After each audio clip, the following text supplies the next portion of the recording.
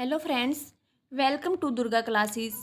TET exam जो railway group D का exam 17 अगस्त की जो फर्स्ट शिफ्ट है वो अभी पूरा हो चुका है और उसमें जो जीके के क्वेश्चन आए थे वो मैं आपके लिए लेकर के आई हूँ।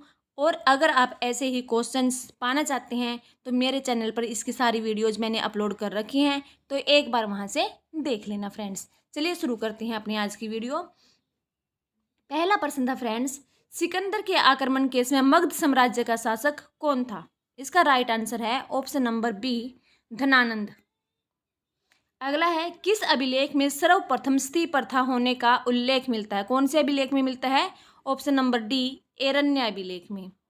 अगला है, पांड्य राजवंश की राजधानी कहाँ थी? कहाँ थी? ऑप्शन नंबर सी, मदुरै में।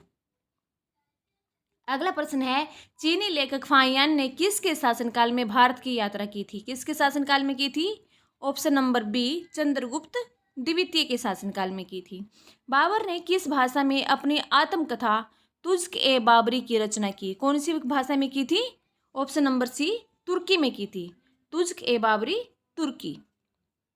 अगला प्रश्न है, द्वितीय आंग्ल मैसूर युद्ध में हैदर अली को किसने पराजित किया था?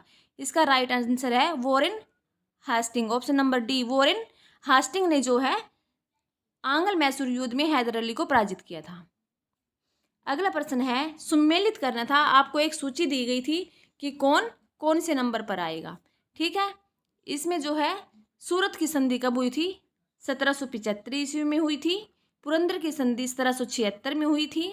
बड़गांव की संधि 1779 में हुई थी और देवगांव की संधि 1803 में हुई थी। सारे के सारे बिल्कुल सही सुमेलित करके आपको दिए गई हैं।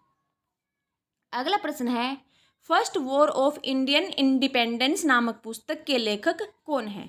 मैंने आपको बोला था कि पुस्तक और उनके ऑथर से एक क्वेश्चन जरूर पूछा जाएगा। अगर फ्रेंड्स आप आगे वाले एग्जाम में एग्जाम देने जा रहे हैं तो मैंने इनकी जो ट्रिक वाली वीडियो भी अपने चैनल पर डाली हुई है, वहाँ से आप देख लेना। जो है इसका राइट आंसर क्या है? Option number A, BD. Savarkar. अगला प्रश्न है, दिल्ली में 1857 ईस्वी के विद्रोह का नेतृत्व किसने किया था? किसने किया था फ्रेंड्स? इसका राइट आंसर है option number D, Bahadur Shah Zafar ने। बहादुर शाह जफर ने। अगला प्रश्न है, रानी लक्ष्मीबाई को अंतिम युद्ध में सामना करना पड़ा था किसका? ह्यूरोज का। Option number B, option number B is the right answer. अगला प्रश्न है, क्षेत्रफल फल की दृष्टि से भारत का सबसे बड़ा राज्य कौन सा है? कौन सा है? राजस्थान। क्षेत्रफल की दृष्टि से कौन सा है? राजस्थान है। अगला प्रश्न है, भारत के किस राज्य के पास सबसे लंबा समुद्री तट है? कौन से राज्य के पास है सबसे लंबा समुद्री तट? गुजरात के पास है friends. Option number B right answer रहेगा। निम्न में से कौन सी सीमा रेखा रेड क्लिफ रेखा कहलाती है? कौन सी कहलाती है? रेड क्लिफ रेखा। ये कहलाती है भारत और पाकिस्तान के बीच की रेखा। आने वाले एग्जाम में आपसे पूछा जा सकता है कि मैकमोहन रेखा किस किस के बीच में है? भारत और चीन के बीच में कौन सी रेखा है? मैकमोहन रेखा है, याद रखना। अगला प्रश्न है, बलुआ पत्थर किस प्रकार की चट्टान है? किस प्रकार की चट्टान है बलुआ पत्थर? ऑप्शन नंबर डी इसका राइट आंसर होगा, अवसादी। बलुआ पत्थर अवसादी चट्टान है। ठीक है। अगला प्रश्न है, गत शताब्दी में पृथ्वी के तापमान में डैश वृद्धि हुई है? जो पिछली जो शताब्दी गई है, एक शताब्दी में पृथ्वी के तापमान में कितनी वृद्धि हुई है? इसका राइट आंसर रहेगा option number A, 0.6 degree Celsius.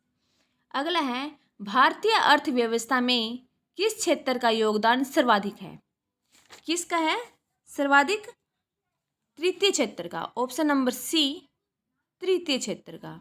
अगला है, किसी वस्तु की कीमत में वृद्धि मांग पर क्या प्रभाव पड़ता है? ये इकोनॉमिक्स का क्वेश्चन पूछा गया है फ्रेंड्स। किसी क्षेत्र की कीमत में वृद्धि मांग पर क्या प्रभाव पड़ता है? क्या होगा इसका राइट आंसर? होगा ऑप्शन नंबर बी, मांग में कमी। ऑप्शन नंबर बी, मांग में कमी। अगला है फ्रेंड्स, नीति आयोग से तात्पर्य है? क्या है? नीति आयोग से क्या तात्पर्य है? राष्ट्रीय भारत परिवर्तन संस्थान। ऑप्शन नंबर सी राष्ट्रीय भारत परिवर्तन संस्थान। भारत में गरीबी को किस आधार पर परिभाषित किया गया है? किस आधार पर परिभाषित किया गया है? कैलोरी प्राप्ति से किया गया है फ्रेंड्स, कैलोरी प्राप्ति से। अगला प्रश्न है, निम्न में से कौन सा कथन शेयर बाजार के संदर्भ में असत्य है? ठीक है, शेयर बाजार के संदर्भ में असत्य है। कौन सा कथन है? भारत में मान्यता प्राप्त शेयर बाजार मात्र 2 हैं। ये जो है ये असत्य है फ्रेंड्स। तो चलिए फ्रेंड्स, अगर आपको वीडियो पसंद आई तो प्लीज़ वीडियो को लाइक करना और चैनल को सब्सक्राइब जरूर कर देना फ्रेंड्स। Thank you.